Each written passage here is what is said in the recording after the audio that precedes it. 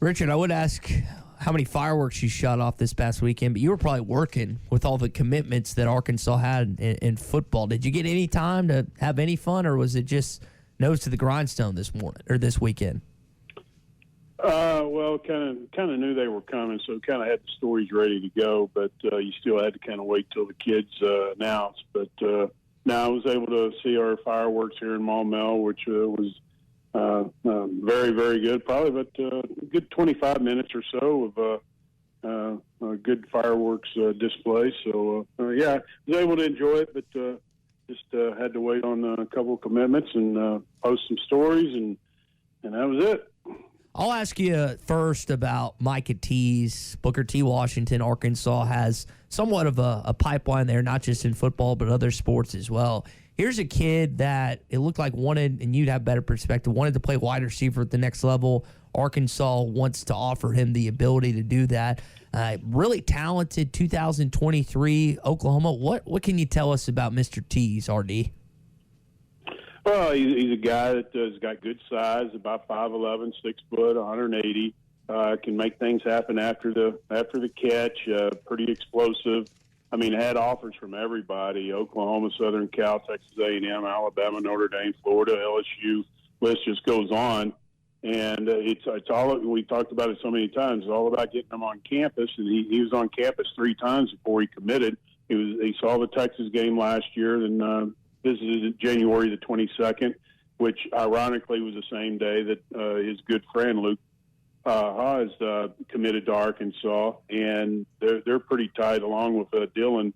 All 3 of them are good friends, and so I think being able to see the campus and interact with the coaches 3 different times, and the last time the official visit just recently played a big role, and just how they would utilize him on offense. I mean, Kendall Briles' offense is very attractive to everybody, tight ends, running backs, receivers, and then when you have a quarterback like KJ Jefferson, obviously he may not be there when Micah shows up, but you kind of see the type of quarterback that Arkansas has in mind for the future, and you have a commitment from Malachi Singleton, who's a 4-star, who's very similar as KJ. So I think all those factors played into his decision to be a Razorback. All right, those are the flashy guys. Let's talk about the guys that win the game. Offensive linemen, the guys up front. Tell us more about 4-star O-lineman Paris Patterson, who was another one of those big commitments over the weekend. Yeah. Here's the deal with him. A lot of people, one service has him as a 4-star, others have him as a 3-star. And I think this is the biggest reason why. He played last season at 370 pounds. His film looks good, not great. And he has lost about 30, 40 pounds since then. And when he showed up at the Arkansas lineman camp June 22nd, he was at 341, and he was moving exceptionally well. He camped at LSU, and he got an offer from LSU. So obviously his video to highlights from his junior year to what he is now is different because his weight loss and his agility and just the way he moves now. So I think you're going to probably see them reevaluate him during the season and say, okay, this guy's a 4-star. So I think some people, that they look at stars and that's the end all for them as far as a decision whether the kid's quality or not. But I'm going to tell you, Paris, he was very impressive. Needless to say, when he got the offer from Coach Kennedy at the lineman camp, and I knew he was going to be there. I knew he was big, but I'm going to guess there was probably 80 offensive linemen at the camp. I had absolutely no problem figuring out who Paris Patterson was. He is massive. I mean, he looks the bit. He told me Monday he was down to 335. I think he's going to play at 330, 340, and he's going to play very well. And he's a very engaging young man.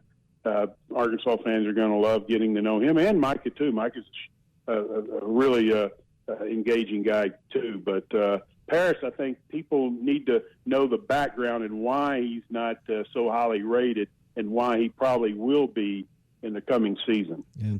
Walk us through the math, because these commitments from the weekend, I believe, pushed it to 19, is what we said earlier this week. Where is Arkansas looking to aim? And right now, with that ranking at or near the top of the SEC, with whatever room they've got left, where do they need to perform as far as stars and all those things to maybe maintain a top 10 national ranking? Well, right now I think they're about to add a couple more pretty soon. Ooh. And so they'll be standing around 22. And, with the new rules that you can replace guys going into the portal and stuff like that, I think they're going to sign around 25. That could be 27, could be 26, could be 24. I don't know. I don't think Arkansas knows right now, because you don't know who's going to be on campus and who's not going to be on campus in the future.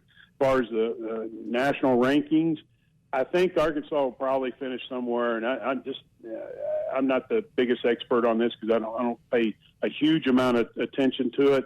But I think you're probably going to see a top 20 class when the other schools start filling up their classes. I mean, some schools are around 10, 11, 12, 13 commitments. Arkansas is going to be around 22 pretty soon. So when those schools start filling up, you're probably going to start seeing Arkansas go down a little bit.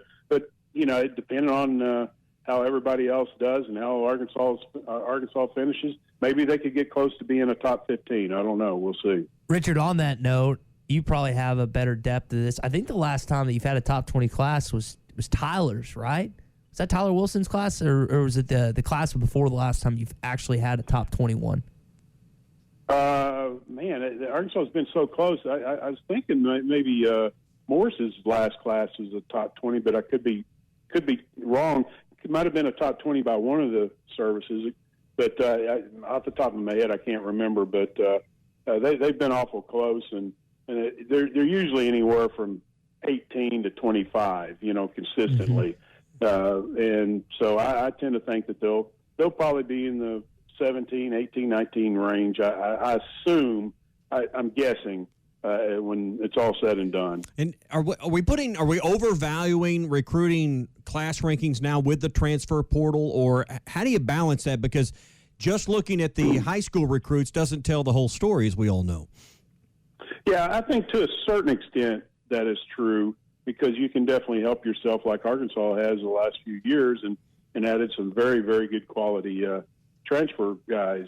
But I think you make your hay with the high school kids and the traditional recruiting classes. So it's still something. I think with Coach Pittman and this staff, they've shown the ability to go in and Micah Tease is a prime example. Go into Oklahoma, get somebody that Oklahoma wanted, and everybody else in the country. They've got several guys like that. Once they start winning on a more consistent basis and maybe hit the 10 win mark a couple of times, that's when you start elevating your recruiting, in my opinion. You have to remember, a lot of these guys that are even seniors this year, all they've seen with Arkansas really is subpar football until last year. Now, that's obviously promising, and it gives them hope for the future. But at the same time, all they've seen of Arkansas, especially the 2-10 seasons, is horrible football. And obviously Coach Pittman and them are changing that, but it takes a while to change that perception. And kids have that, thinking that, hey, I can go to Arkansas and maybe win an SEC championship. Last thing for me, Richard, we're about to talk about this John Daly video. For those who have not seen, John was driving golf balls over a highway into an Akron, Ohio high school football field. Now, we're going to ask at some point when we get done talking with you about kind of a place, if you could hit a golf ball anywhere in the world, where would it be? You had a special spot outside the golf course that you used to hit golf balls back in Little Rock back in the day. Yeah, when I was a very mature, forward-thinking kid in high school, we used to play at War Memorial Stadium. I think it's the 16th tee box is pretty close to the stadium there, and we used to hit golf balls into the stadium and hear the golf balls hit the bleachers, and we thought that was so cool. So, yeah, we had a pretty mature, thought process when we were pretty young. Man, I wish I could have seen Richard Davenport at 16 years old. I know I'm trusting the process. We went into a bunch of things, but that would have been a fun sight to see.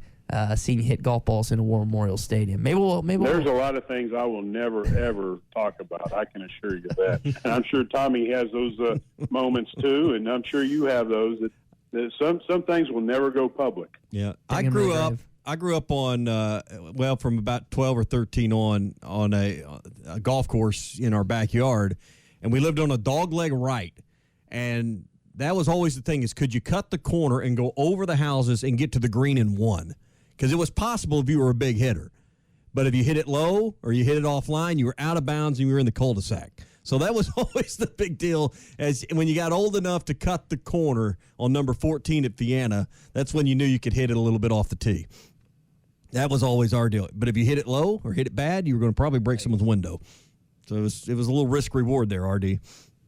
Yeah, I hit well in the number 18 at War Memorial, too, not intentionally. It goes along West Markham, and I hit a few cars. They never stopped, though. I guess they didn't know maybe a golf course was next to them or something. But, I hit a few cars traveling about 40 miles an hour. Yeah. There you go. Well, Richard, we appreciate it this morning, man. We will talk next week, and those recruits that you might have said might commit by then, maybe they will, and we'll be able to talk about them. Sounds good, guys. We'll see you, buddy. All right, Richard Davenport, Recruiting Thursday, here with us on the Morning Partners Rush. at BetOnline continue to be the #1 source for all your betting needs and sports info. Find all the latest odds, news, and sports developments, including this year's Wimbledon Finals, Major League Baseball, the latest fighting news, and even next season's early NFL futures. Head to the website or use your mobile device to sign up today to receive your 50% welcome bonus on your first deposit. Just use our promo code BLEAV. That's BLEAV to get the bonus and get into the action. Bet online, where the game starts.